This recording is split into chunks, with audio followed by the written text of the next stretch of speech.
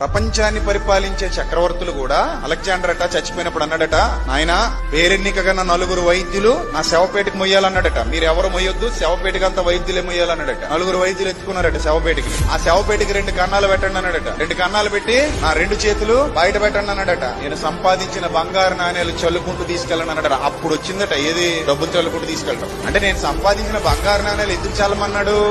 సంపాదించాను గాని ఏం పట్టుకెళ్ళట్లేదు అని చల్లి చూపించమన్నాడు. 2 చేతులు బయటకి ఎందుకు పెట్టమన్నాడు? వట్టి చేతులతో పోతున్నాను అని చూపించమన్నాడు. వైద్యుల్ని ఎందుకు మోయమన్నాడు?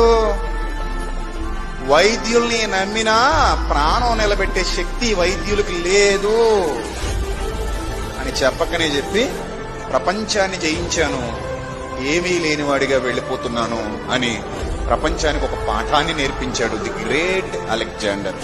చరిత్ర చెబుతున్నటువంటి విషయం ఇది.